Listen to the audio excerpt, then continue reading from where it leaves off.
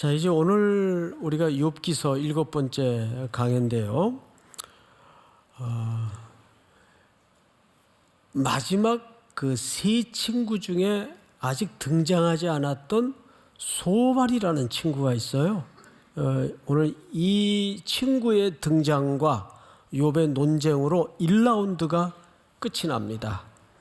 그런데 뒤에까지 쭉 읽어오신 분들이나 읽어보신 분들은 아시겠지만 2라운드, 3라운드가 남아있어요. 37장까지 매우 길게 질의하도록 이어지는데 여러분 어떤 토론회 방송을 보다 보면 한 얘기 또 하고 무슨 얘기인지 모르겠고 횡설수설하고 그런 프로를 보면 그 채널을 돌리거나 끄고 싶죠. 2라운드, 3라운드는 거의 그런 분위기예요. 그래서 그냥 오늘 소발까지 등장하는 1라운드만 끝내고 2라운드, 3라운드는 그냥 건너뛰려고 합니다. 아주 지리한 같은 패턴의 공방이 계속 마치 그 자동차 공회전 하는 것처럼 제자리에서 엔진만 웅웅 하는 것처럼 진전이 전혀 없습니다. 그러다가 제가 이런 똑같은 패턴의 이야기들을 뭐 3라운드까지 적어놨을까 그런 생각을 했네요. 왜 그랬을까요? 하나님이 당연히 아셨을 텐데 1라운드 친구들의 공격과 비난과 조롱과 정죄와 이야기나 2라운드나 3라운드 다 똑같아요. 패턴이. 표현만 미세하게 조금씩 달라졌을 뿐이에요. 그런데도 왜 이 많은 분량에 걸쳐서 그런 이야기들을 함께 엮어놨을까요? 성경은 이런 생각이 들어요. 자, 역사를 통해서 인간은 달라집니까? 새로워집니까? 전혀 새로워지지 않아요. 항상 넘어진 죄를 또 범죄하고 자기가 토한 것을 또 주워 먹고 이게 인류의 역사입니다. 그래서 인류의 역사를 통해서 우리가 한 가지 배우는 게 있죠. 역사를 통해서 배우는 거는 인간은 변하지 않는다. 사실 그 교훈 하나 이 반복되는 과정에서 건질 뿐입니다. 그래서 오늘 소발의 등장을 통해서 소발은 어떻게 욥을 향해 가혹하게 공격을 해대는가 보도록 하죠. 11장을 한번 띄워주세요. 네 말에 의하면 이제 소발이 욥에게 하는 얘기예요. 네 말에 의하면 내 돈은 정결하고 나는 주께서 보시기에 깨끗하다 하는구나. 누가? 욥이 소발이 볼 때에 나는 정결하고 나는 주께서 보시기에 깨끗하다 하는구나. 하나님의 말씀을 내시며 너를 향하여 입을 여시고 6절 한번 같이 읽어보십시다. 시작. 지혜의 오묘함으로 내게 보이시기를 원하노니 이는 그의 지식이 광대하심이라. 하나님께서 너로 하여금 너의 죄를 잊게 하여 주셨음을 알라. 이 6절을 잘 보세요. 이 무슨 얘기냐면 소발이 이렇게 얘기하는 겁니다. 하나님은 지혜롭고 오묘하신 경영의 원리를 갖고 있기 때문에 너의 이 고통과 환난과 재난과 고난을 통해서 하나님이 분명히 네게 하실 말씀이 있으셔. 이 뜻이에요. 이 고난을 통해서 내가 그 하나님의 음성에 잘 귀 기울여야 돼. 그 뜻이에요. 누가요? 소발이 그런 시각으로 해석을 하고 공격을 계속 하는 겁니다. 우리 다음 구절을 좀 볼까요? 7절로 건너뛰어서 네가 하나님의 오묘함을 어찌 능히 측량하며 전능자를 어찌 능히 완전히 알겠느냐. 하늘보다 높으시니 네가 무엇을 하겠으며 스월보다 깊으시니 네가 어찌 알겠느냐.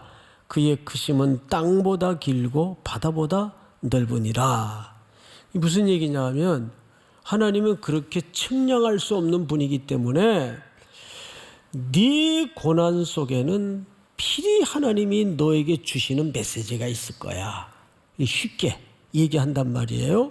우리 다음 구절을 좀 볼까요? 만일 네가 마음을 바로 정하고 지금이라도 회개하고 주를 향하여 손을 항복하면 들 때에 우리 14절 같이 읽어보십시다. 시작. 내 손에 죄악이 있거든 멀리 버리라.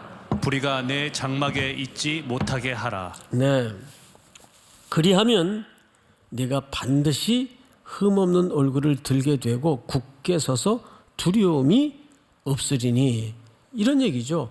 그러니까 엘리바스가 한 얘기나 앞서 빌닷이 한 얘기나 다를 바가 없어요. 지금이라도 내가 그 고난을 통해 하나님이 네게 하고 싶은 이야기에 귀 기울이고 네가 회개하고 하나님께 항복에 들어오면 하나님이 네게 다시 화평으로 평안으로 갚아주실 거다. 이렇게 얘기를 하는 거예요. 자, 이 얘기를 욥이 쭉 듣다가 이제 다시 다음 텀으로 넘어가십시다. 12장입니다. 욥이 대답합니다. 너희만 참으로 백성이로구나. 이거는 비아냥거리는 거예요. 이게 어감을 잘 들으셔야 돼요. 너희만 혼자 잘났구나 그 뜻이에요. 너희가 죽으면 이 세상의 지혜도 사라지겠구나. 이 세상의 지혜도 죽겠구나 그 뜻입니다. 우리 3절 다 같이 시작. 나도 너희같이 생각이 있어 너희만 못하지 아니하니 그 같은 일을 누가 알지 못하겠느냐. 4절 하나님께 불러 아뢰어 들으심을 입은 내가, 무슨 얘기냐면 나는 하나님이 늘 나랑 교제해 주셨었고 내가 이웃에게 그런 내가 이웃에게 웃음거리가 되었으니 의롭고 온전한 자가 조롱거리가 되었구나. 5절 다 같이 시작. 평안한 자의 마음은 재앙을 멸시하나 재앙이 실족하는 자를 기다리는구나. 이게 아주 재밌는 표현입니다. 5절이 너희가 건강하고 먹고 사는데 걱정이 없고 나 같은 재난이 없으니까 참 하기 좋은 말로 입 달린 사람마다 잘 떠드는구나. 너희도 나 같은 재난과 첫 울타리가 무너지고 두 번째 울타리가 무너지는 이 혹독한 재난을 닥치면 그런 소리 못할걸? 그러니까 너희가 지금 배가 부르니까 모든 게 잘 되고 있으니까 하기 쉬운 말로 그런 말을 하는구나. 그 얘기를 평안한 자의 마음은 재앙을 멸시하나 재앙이 실족하는 자를 기다리는구나. 자, 다음 텀 한번 볼까요? 이제 욥의 아주 미세하지만 변화의 조짐이 보이는데 이 변화를 잘 보세요. 욥의 시선이 조금 달라져요. 그러니까 어느 방향으로 달라지는가를 보셔야 됩니다. 나의 눈이 이것을 다 보았고 나의 귀가 이것을 듣고 깨달았느니라. 너희 아는 것을 나도 아나니 너희가 떠드는 거 나도 다 안다. 내가 너희만 못하지 않다. 그 말이에요. 3절 시작. 참으로 나는 전능자에게 말씀하려 하며 하나님과 변론하려 하노라. 이 3절이 아주 중요합니다. 이게 욥의 변화된 시선을 잘 설명해요. 이게 무슨 지금 욥이 결심을 하냐 하면 이제부터 나는 너희들하고 이 헛된 공방전을 이제 안 하겠다. 해봐야 엘리바스가 한 얘기나 빌닷이 한 얘기나 네 놈이 한 얘기나 소발 네가 한 얘기나 뭐 다를 게 뭐 있냐? 똑같다. 그 정도는 나도 안다. 그러면서 3절에 참으로 나는 전능자에게 말씀하려 하며 하나님과 변론하려 하노라. 내가 지금부터 죽든지 살든지 나 하나님께 직접 부딪혀 보겠다. 너희들 말이 옳으냐 내 말이 옳은가 한번 보자. 우리 다음 구절을 한번 띄워볼까요? 내가 어찌하여 내 살을 이로 물고 내 생명을 내 손에 두겠느냐. 이렇게 하는 게 내가 자업자득인 거 안다. 내가 하나님께 직접 한번 이 문제를 부딪혀 보겠다는 말이 내가 얼마나 어리석은 행동인지 나도 안다.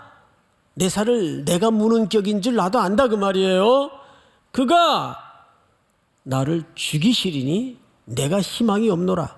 그러나 그의 앞에서 내 행위를 아뢰리라. 그러니까 죽어도 이제는 너희들하고 헛된 공방전 이제 무의미하다. 나 안 하겠다. 사람하고 대화하는 거 이 고난의 문제 앞에서는 전혀 도움이 안 된다. 그러면서 내가 죽든지 살든지 하나님 앞에 한번 부딪혀 보겠다 그 말이에요. 이게 얼마나 어리석고 미련한 행동인지 나도 안다. 우리 16절 경건하지 않는 자는 그 앞에 이르지 못하나니 이것이 나의 구원이 되리라. 이건 욥의 입장에서 어마어마한 얘기를 하는 거예요. 내가 하나님 앞에 직접 부딪혀 봐가지고 너희들 말이 옳은지 내 말이 옳은지 내 말이 옳으면 그것이 구원이 되는 것이고 너희들 말이 옳으면 내가 망할게. 하나님 앞에 그 문제를 직접 부딪혀서 해보겠다 그 말이에요. 다음 절 보세요. 이제 오늘 본문입니다. 그래서 욥이 기도를 해요. 근데 이 기도를 잘 들으셔야 돼요. 욥이 이 두 가지 기도를 하는데 첫 번째가 뭐냐 하면 오직 내게 이 두 가지 일을 행하지 마옵소서. 그리하시면 내가 주의 얼굴을 피하여 숨지 아니하오리니. 우리 21절 다 같이 시작. 곧 주의 손을 내게 대지 마시오며 주의 위엄으로 나를 두렵게 하지 마실 것이니이다. 자, 끊고 갑시다. 여러분 21절을 잘 보시면 욥이 첫 번째 기도가 뭐죠? 두려움이 있어요. 우리는 오늘 이 욥의 두려움의 실체에 대해서 정확하게 이해를 갖지 않으면 십자가의 의미도 욥기도 다 우리가 허들른 겁니다. 그만큼 욥의 가슴 밑바닥에 들키고 싶지 않은 이 두려움이 굉장히 중요한 오늘 주제가 됩니다. 욥의 두려움. 첫째, 욥의 기도를 들어보니까 곧 주의 손을 내게 대지 마시오며 주의 위엄으로 나를 두렵게 하지 마실 것이니이다. 근데 욥이 사실은 우리가 훌쩍훌쩍 건너뛰어서 그렇지 앞에도 몇 차례에 걸쳐서 이 두려움을 표현해요. 6장을 한번 띄워볼까요? 자, 시작. 전능자의 화살이 내게 박힘에 나의 영에 그 독을 마셨나니 하나님의 두려움이 나를 엄습하여 치는구나. 여기서도 하나님의 두려움이 나를 엄습하는구나. 7장을 한번 볼까요? 주께서 꿈으로 나를 놀라게 하시고 환상으로 나를 어떻게 하시나이다. 두렵게 하시나이다. 계속 두려움을 얘기해요. 그리고 마지막 9장 한번 더 볼까요? 시작. 주께서 그의 막대기를 내게서 떠나게 하시고 그의 위엄이 나를 두렵게 하지 아니하시기를 원하노라. 자, 여기서도 두려움을 얘기해요. 그리고 오늘 기도하는데 첫 번째 제목이 기도 제목이 뭐냐 하면 나를 두려움에서 건져달라는 거예요. 자, 21절을 띄워보세요. 13장 21절 곧 주의 손을 내게 대지 마시오며 주의 위엄으로 나를 두렵게 하지 마실 것이니이다. 여기서 조금 멈추고 제가 우리 젊은이들에게 성도들에게 한번 묻겠어요. 지금 여러분들의 저 밑바닥에 뿌리를 흔들고 붙잡고 나를 시시때때로 세차게 흔들어버리는 그 두려움의 실체는 어떤 겁니까? 앞으로 내 인생은 어디로 흘러갈 것인가?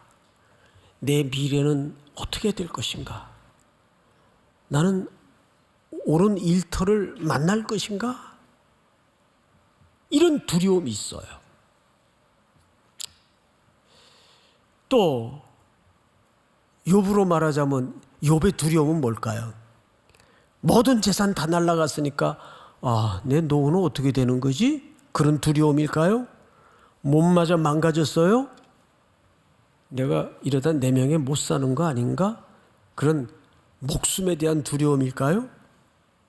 그런데 성경의 주제가 아니더라도 우리 보편적인 인간 속에, 심령 속에 옹골차게 숨겨져 있는 그 두려움의 실체는 사실 자기의 정체성이에요. 나는 무엇 때문에 두려워하는가? 무엇에 두려워하는가? 그거를 답을 미루어 놓고 한번 가만히 살펴보세요. 무엇 때문에 나는 시시때때로 흔들리는가? 무엇이 나를 이렇게 겁박하고 두려움으로 몰아넣는가? 그걸 한번 헤아려 보라고요. 그것이 우리 얼굴이에요. 우리 인생의 가장 중요한 아젠다일 수도 있어요. 자, 그런데 욥이 여기서 그 두려움에서 건져달라는 그 두려움은 뭘까요? 여러분, 하나님께로부터의 끊어짐입니다. 시편 88편을 한번 띄워주실까요? 오늘 성경 구절이 좀 많은데 중요하니까 제가 좀 읽겠습니다.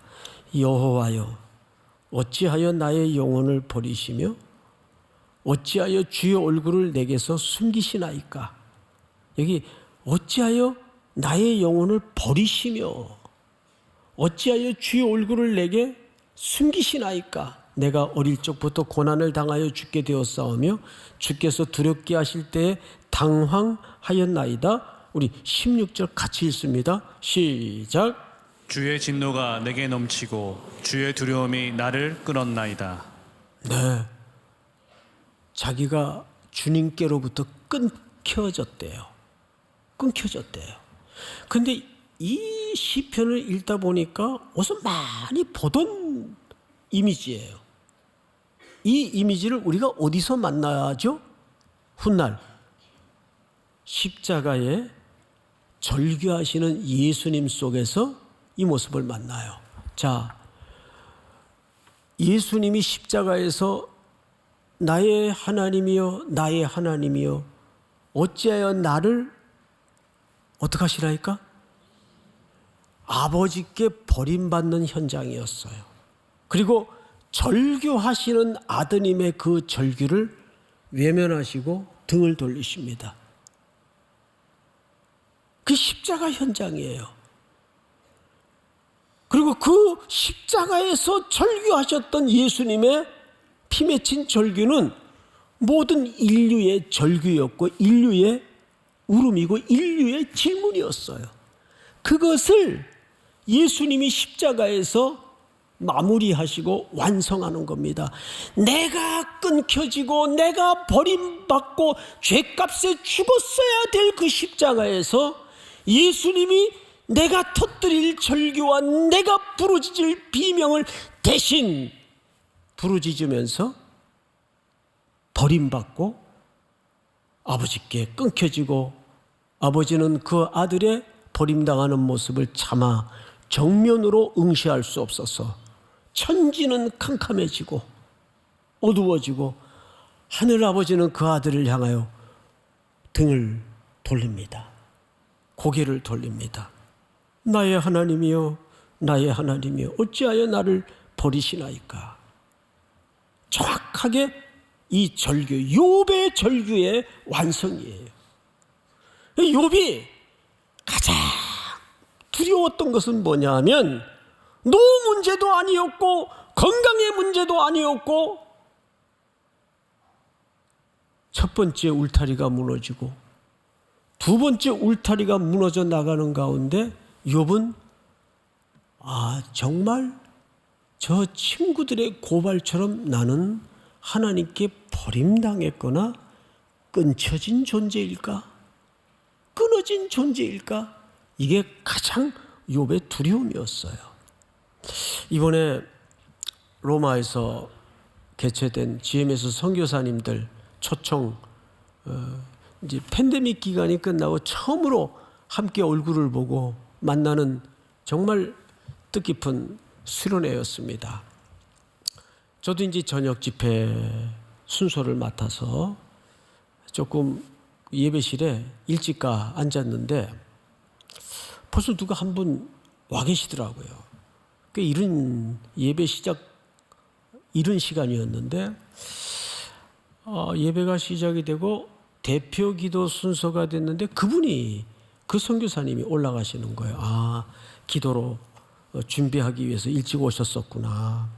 뭐 기도 준비하니까 메모지에다가 기도 제목들을 쭉 이제 메모해가지고 올라가셨던 것 같아요.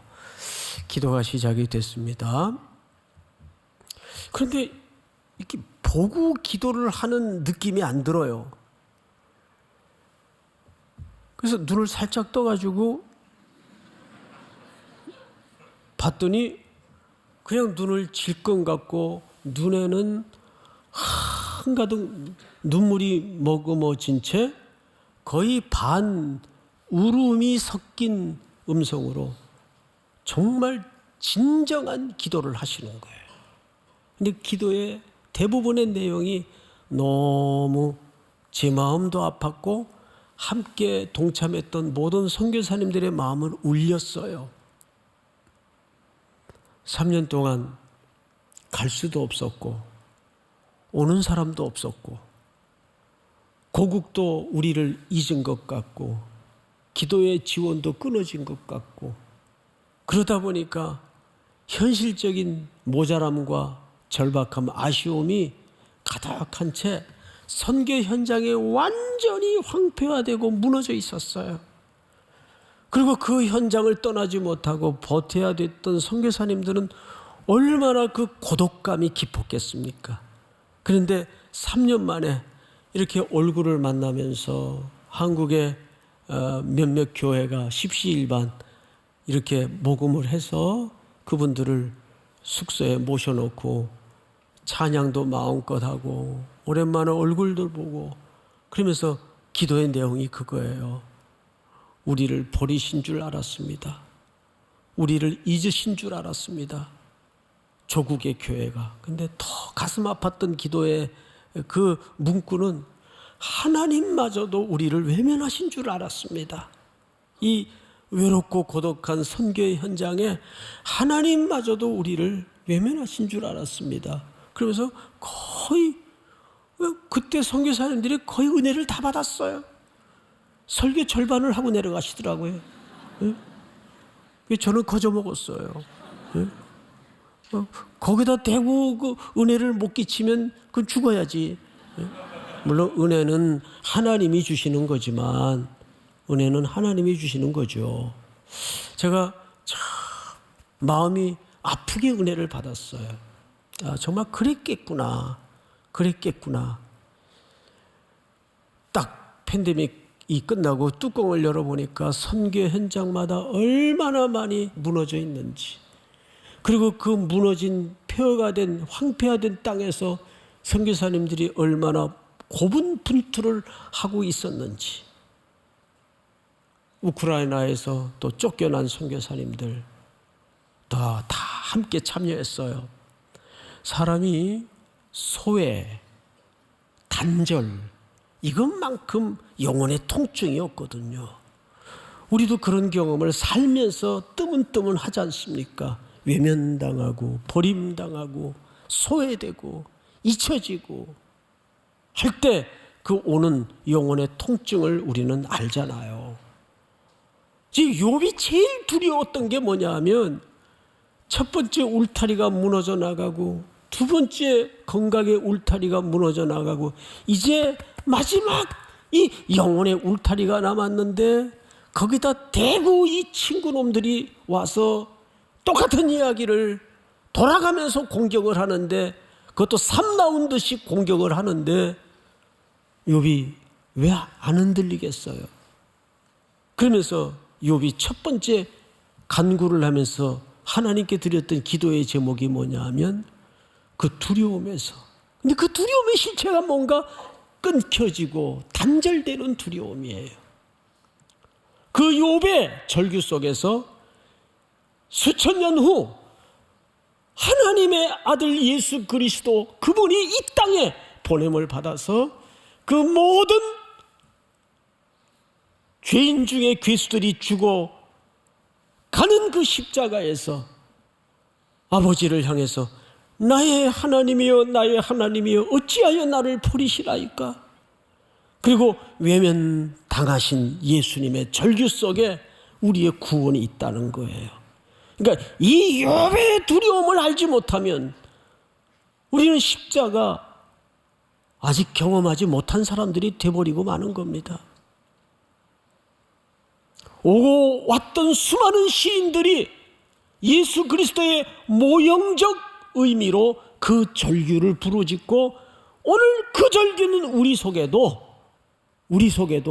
여전히 쏟아져 나오는 겁니다. 어떤 때는 끊겨진 것 같고 어떤 때는 버림당한 것 같고 단절된 것 같고 하나님은 내 눈물에 대해서 내 환난에 대해서 등을 돌리고 앉으신 것 같은, 그러나 우리 주 예수 그리스도께서 갈보리 언덕의 그 절규를 통해 완성하시고 이루신 사실을 여러분들이 믿으시기 바랍니다. 아들을 향하여 등을 돌리신 하나님은 가득 슬픔을 머금으신 채 나를 향하여 눈길을 주셨다고요. 내가 너를 사랑한다. 내가 너를 버리지 않는다. 어디를 가든지 내가 너와 함께 할 것이다. 두 번째 기도 제목이 뭘까요? 우리 22절을 한번 볼까요? 전체 같이 읽습니다. 시작. 그리하시고 주는 나를 부르소서 내가 대답하리이다. 혹 내가 말씀하게 하옵시고 주는 내게 대답하옵소서. 이게 무슨 얘기일까요? 그리하시고 주는 나를 부르소서. 하나님, 나를 좀 불러주세요. 왜 침묵하십니까? 무슨 얘기죠? 엎어놓으면 뭐라고 야단이라도 좀 나한테 쳐주세요. 내가 이렇게 무기력함에 빠져있고 이렇게 악에 던져져 있는데 환난과 재난이 죄를 뒤집어 쓰듯 내 온 인생을 지배하고 있는데 왜 하나님 아무 말씀을 안 하십니까? 왜 침묵하십니까? 야단이라도 좋으니까 나 좀 야단 쳐주세요. 나하고 교제 좀 해주세요. 그 뜻이에요. 하나는 여기 설교자 대기실에 앉아 있는데 우리 교회 목사님 한 분이 갑자기 뛰어들어왔어요. 울면서. 그러면서 문맥도 없이 목사님 저 좀 야단 좀 쳐주세요. 너무 놀래가지고 야 이놈아 뭘 알아야 야단일지 너 왜 그래? 제가 이래가지고 목사가 될 수가 없어요. 야단 좀 쳐주세요. 정신 차려! 그러고 야단을 쳤어요. 응? 순정현 목사님. 내가 이 줄 충격받았어요. 나도. 갑자기 뛰어들어와가지고 야단을 쳐달라고 그러니까 뭘 알아야 야단을 치지. 근데 나중에 사정을 들어보니까 이제 목사 안수 받았는데 목회는 해야 되겠는데 이래도 안 되고 저래도 안 되고 뭐 자기 힘으로는 뭐 되는 게 없으니까 갑자기 이제 아버지 같은 마음이 들었던 모양이에요. 뛰어들어와가지고 나 야단 좀 쳐달라고. 여러분, 우리가 신앙생활에 그런 하나님에 대한 관계적인 그런 확신과 기백이라도 살아나야 될 거 아니에요. 소통에 대한 목마름. 나는 저쪽 구석에 아무도 주목하지 않는 구석다리에 던져져 있는데 사인도 없고 음성도 없고 그런데도 뭐 감각도 없이 살아가는 나날이면 어떡하겠어요? 오늘 두 가지예요. 욥의 기도는 첫째, 하나님께로부터 나를 끊어내지 말아 주십시오. 그리고 나를 좀 찾아주세요, 하나님. 이런 허기와 이런 목마름이 있어야 될 거 아니에요. 이것이 십자가의 그분이 그 절규 속에 나를 대신해 울부짖고 외면당하신 이유입니다. 오늘 이 말씀이 점원을 나설 여러분들에게 또 한 주를 살아낼 깊은 기도의 제목이 될 수 있기를 축복합니다. 일어나십시다.